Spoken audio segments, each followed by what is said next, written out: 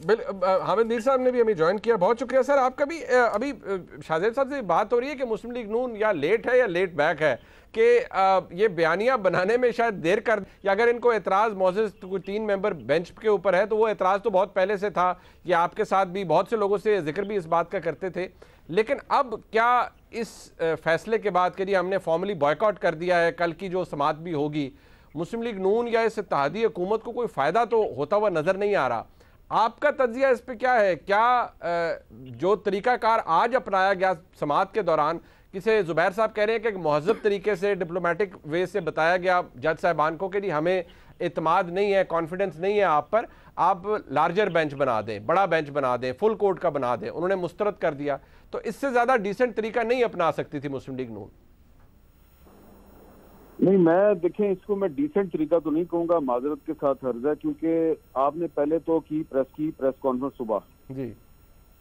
सुबह press conference की और उसके बाद आप कोर्ट की प्रोसीडिंग्स को ज्वाइन कर लिया आपने जी। उसके बाद आप जब कोर्ट में चले गए और एक वक्फा हुआ, राना सनाउल्लाह साहब जो हैं वो बाहर आए और उन्होंने वजीर कानून आजम नज़ीर तारड़ साहब को एक तरफ खड़ा किया और वजीर दाखिला पंजाब के अता तारड़ साहब को दूसरी तरफ खड़ा किया और कहा जी कि जनाब अब अगर हमारा फुल कोर्ट बनाने का मुतालबा तस्लीम ना किया गया तो हम तो बाइकाट कर देंगे जी। अब जब वापस आप अंदर गए कोर्ट में तो वहां पे चीफ जस्टिस साहब ने बड़े वाजे अल्फाज में ये कह दिया कि फिलहाल हम सितंबर तक फुल कोर्ट नहीं बना सकते। फिर उन्होंने एक मौके पे ये भी कहा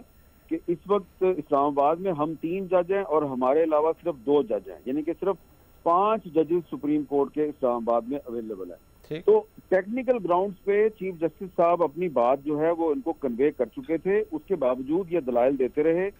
और कोर्ट के अंदर मौजूद रहे। उसके बाद समाअत खत्म हो गई, उसके बाद फिर इन्होंने दोबारा इजलास किया अपना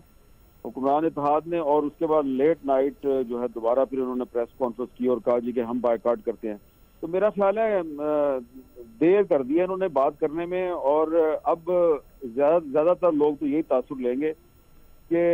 पहले इन्होंने अदालती कार्रवाई जो है उसमें हिस्सा लिया, जब इनको पता लग गया कि अब हमारा मुतालबा तस्लीम नहीं हो रहा तो उसका बायकाट कर दिया। लेकिन ये बात दुरुस्त है कि ये बड़ा एक अनफॉर्चुनेट वाकया है, बहुत बदकिस्मती का वाकया है। इस पर एक फ्रीक जो है वो बायकाट करने वालों को बुरा भला कह रहा है, दूसरा फ्रीक जो है वो तरीके इंसाफ वालों पर तानाजनी कर रहा है कि देखे जी इनको पहले से ही अदालत के फैसले का पता था। तो मेरा ख्याल है कि ये जो तकसीम है हमारे मुआशरे में, जो पोलराइजेशन है, अनफॉर्चुनेटली अदालतें भी इसका शिकार हो गई हैं और मैं ये समझता हूँ कि ये हमारी पाकिस्तान की सियासी और जो अदालती तारीख है उसके हवाले से बहुत ही अफसोसनाक दिन है कि हुक्मरान इत्तेहाद जो है, पूरी हुकूमत जिसमें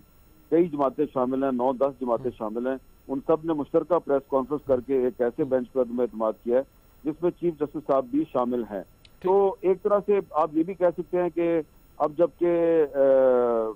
सांप गुजर गया है तो उसकी लकीर को पीट रहे हैं, लेकिन फिर भी वाकया जो है इसको आप नजरअंदाज तो नहीं कर सकते। ये आप कह सकते हैं कि मुस्लिम लीग नून और उसकी जो इत्तेहादी जमातें हैं उनकी हिकमत अमली जो है वो कमजोर रही, सियासी लिहाज से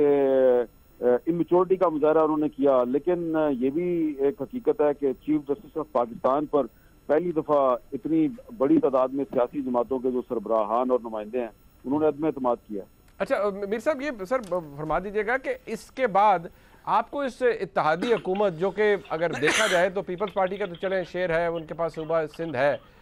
क्या रह जाएगी? आप इसे कह दें कि मॉरल जस्टिफिकेशन तो चले मौजूद रहती है, वो कहेंगे हम हुकूमत है, वफाक में मौजूद है, लेकिन इख्तियार ताकत के हवाले से क्या रह जाएगा इस हुकूमत के पास गवर्न करने के लिए या लोगों को डिलीवर करने के लिए?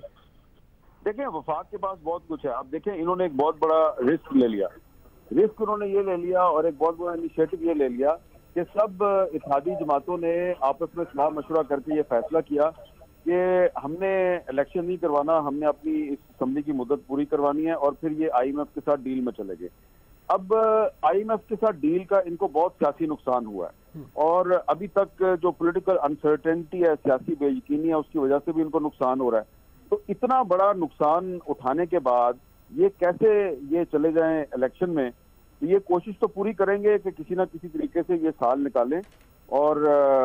अगर इलेक्शन अर्ली करवाना भी है तो ये अगले साल फरवरी मार्च में करवा सकते हैं। लेकिन ये जो इत्तेहादी हुकूमत के जो कोलेशन पार्टनर्स हैं समेत मुस्लिम लीग नून के, अब उनका यही ख्याल है कि अगर इलेक्शन करवाना था तो उसके लिए 2.5-3 महीने पहले का जो वक्त था वो मुनासिब था। अब हमने जो इनिशिएटिव ले लिया है, सियासी नुकसान भी उठा लिया है, तो ठीक है, अब हुकूमत चलती है नहीं चलती, लेकिन कोशिश ये करेंगे कि ये अगले साल तक इसको खींचे। क्योंकि अगर ये, अब जैसा कि मैंने पहले भी अर्ज किया था, क्योंकि अब अगर ये अक्टूबर में इलेक्शन के लिए राजी होते हैं तो इसका मतलब ये है कि इन्होंने इमरान खान के सामने सरेंडर किया है, और इमरान खान साहब जो है वो अगर इलेक्शन हो जाता है तो वो ये तासुर देंगे कि ये सिर्फ मुस्लिम लीग नून और पीपल्स पार्टी और इनके इत्तेहादियों ने मेरे सामने सरेंडर नहीं किया, सब जो तगड़े लोग हैं उन सब ने मेरे सामने सरेंडर कर दिया।